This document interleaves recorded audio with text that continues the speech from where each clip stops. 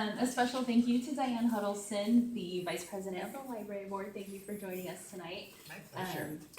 Very, very generous that the Library Board is so supportive of us and lets us have all kinds of really great programs like this one.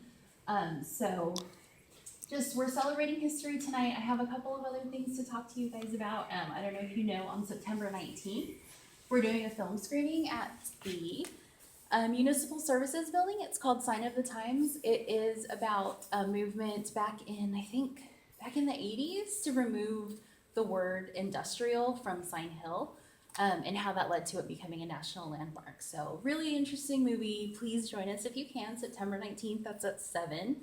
Also, I don't know if you noticed upstairs, we have a brand new wearables for wellness collection. So you can check out a Fitbit, you can check out a blood pressure monitor, all kinds of really great health and wellness things that you can check out and see if you like. You can monitor your health, get some information on preventive health care. So we just started doing that. If you guys are interested, you can get more information upstairs. One more quick little thing, I'm going to, while Dana is speaking, grab some surveys. If you would please let us know what you think about tonight's presentation. We really, really value your feedback, and it helps us bring you more programs like this. So without any further ado, I've got Dana Lombardy for you. Thank you so much for coming. Thank you for having me.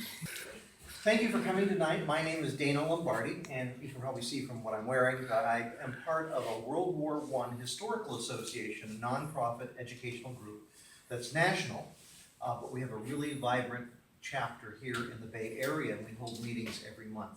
This particular talk is one that I've given at other, what I call war colleges, which are at game conventions and historical groups that get together.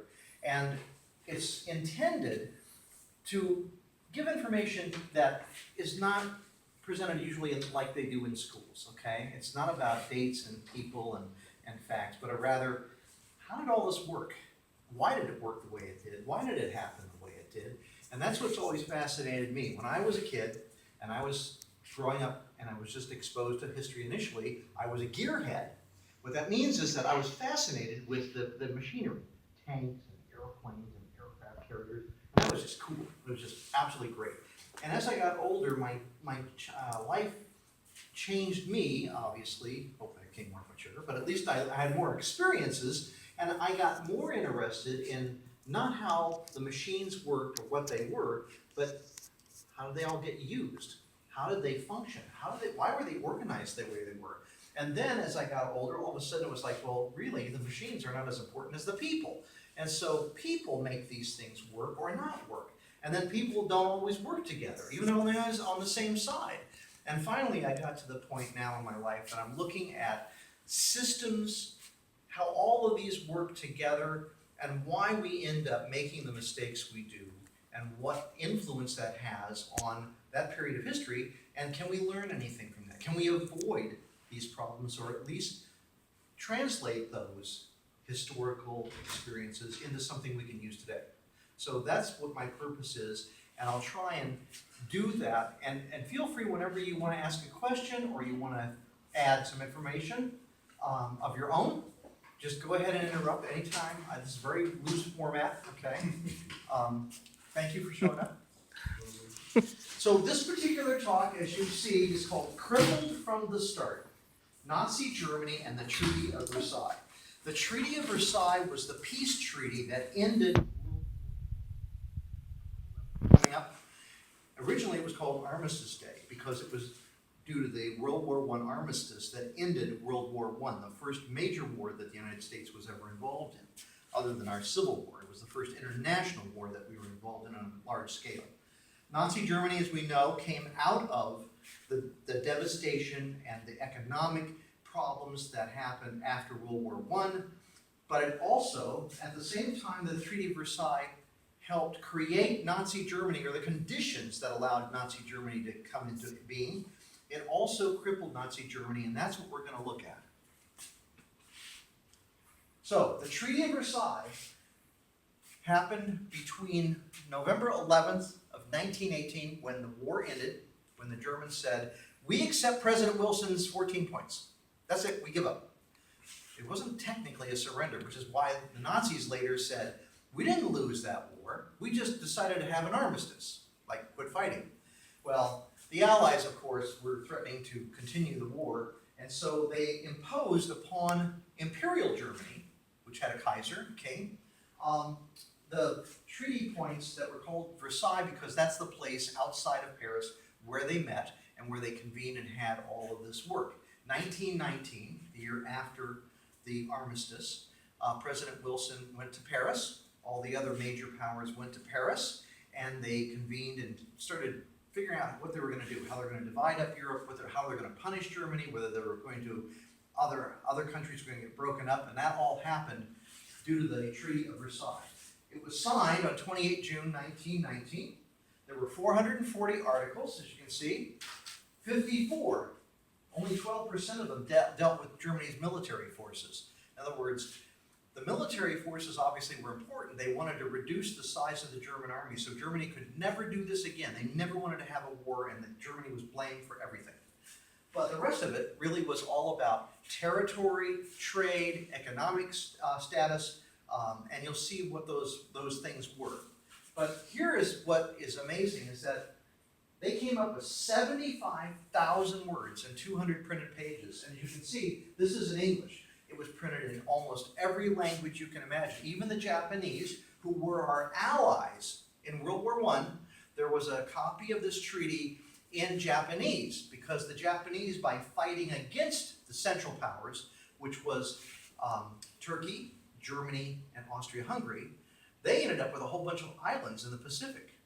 All of those islands that Japan had, that we had to fight them for in World War II, they got all those islands as part of the deal for fighting with the Allies.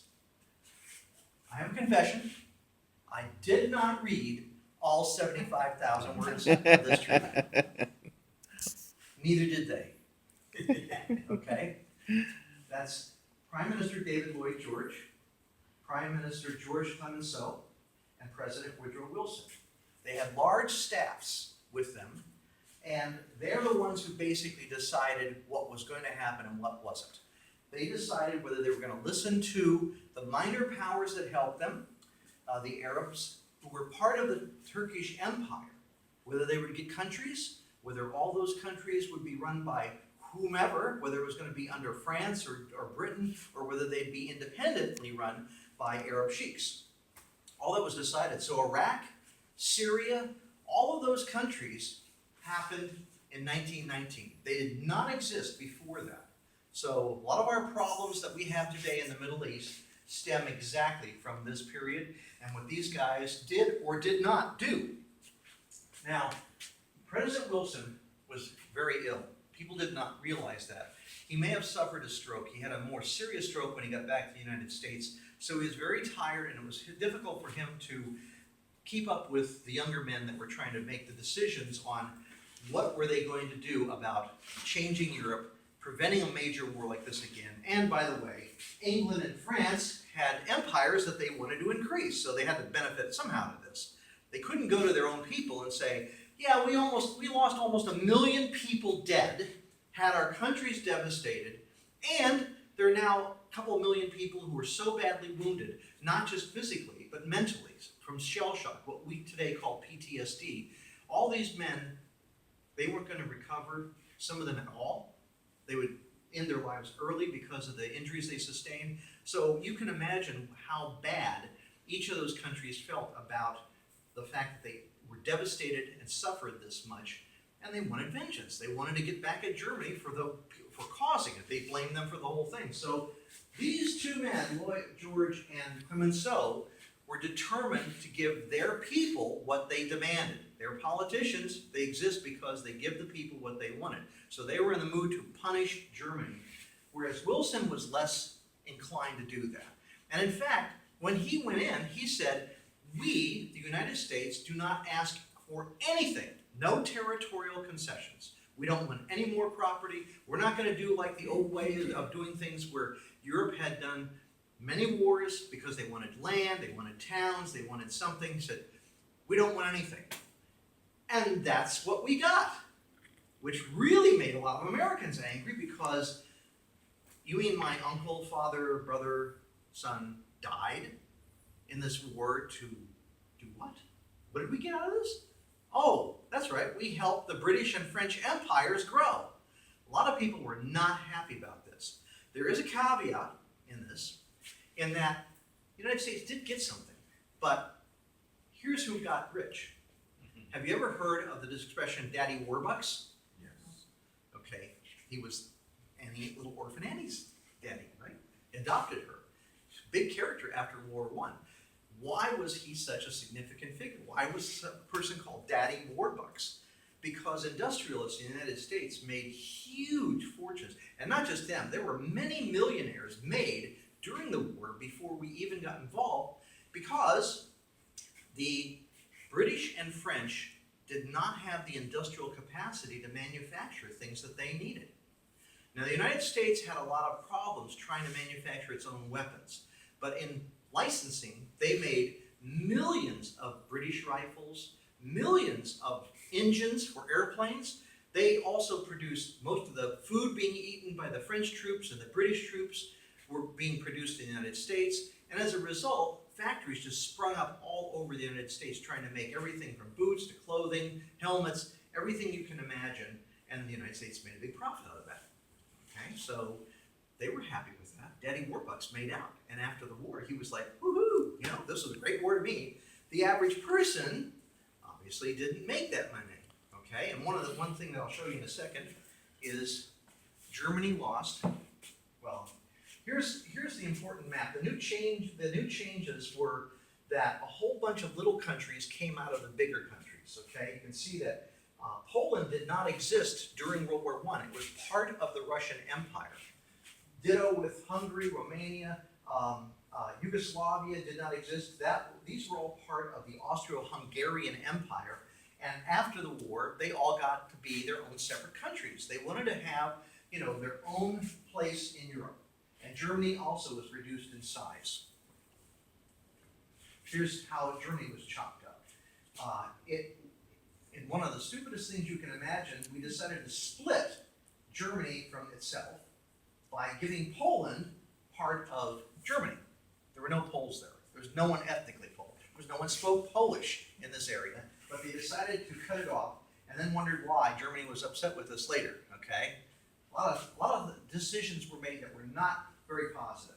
The Rhineland, you may have heard about that. That was a huge industrial area, and it was occupied by the French and the British because they wanted to force the Germans to pay reparations. And the only way you could do that is by occupying their valuable territory, their factories, their coal mines, and so forth. But you can see that Germany was reduced. I believe it's about 14% of its territory before the war it lost. There was a plan. Clemenceau said that's not enough. We need to break Germany into smaller pieces. And we'll talk about that later. But at that point, Woodrow Wilson was so fed up and so tired that he said, I'm done. That's it. I'm not agreeing to anything more. And he went back to the United States. Okay, so besides Daddy Warbucks, what else was there? This is a patent that's in German, Patenschrift. Do you know all of our chemicals that we use in the United States? Coloring, not just food coloring, but for fabrics, for just about anything you can imagine. We did not invent those. They all came from Germany, because one of the things Germany had to pay is reparations, and what America got, because the businessmen who controlled, you know, the influence in the presidency and Congress said, we have to get something out of this war. And so Germany coughed up its patents. France and Britain wanted land, they wanted territory, and we took the patents. So Dow Chemical, Monsanto, et cetera, they all made out big time. Again, your average American did not, and so they didn't know about these things. But in their mind, the average American says, we didn't get anything out of this war. Not true. Okay, so obviously the treaty was harshest on the German army. When the German army in 1914 went to war, it had 3 million men in it. 3 million. But the army now, according to the Versailles Treaty, was reduced to only 100,000 men and 4,000 officers. They felt that was enough to protect themselves, but it was not enough to start an aggressive war. So 251 divisions by the end of the war Germany had, and they were reduced to basically 10 divisions. Plus, you know, the draft that's been in this country, and now we have a volunteer force. the treaty said Germany can only have a volunteer force. Nobody can be drafted again, no conscription. The only army Germany can have is volunteer. So that was a big reduction because they didn't want Germany to be able to start another war. Well, there was also a limit on machine guns, which was a huge killer in that First World War, and mortars, you can see it here, plus even rifles and ammunition. There was enough that police forces could maintain order, but there was not enough to start a war, okay? And just to sidetrack, for those of you who are not familiar with World War I, the two things that killed the most soldiers were machine guns, new weapon, and huge cannon, big cannon, okay? We're not talking about little ones, we're talking about massive ones with shells as big as me, okay? That much concussive firepower just obliterated people, and if you didn't get into a trench deeply, you were probably going to get killed on the battlefield. It was that dangerous.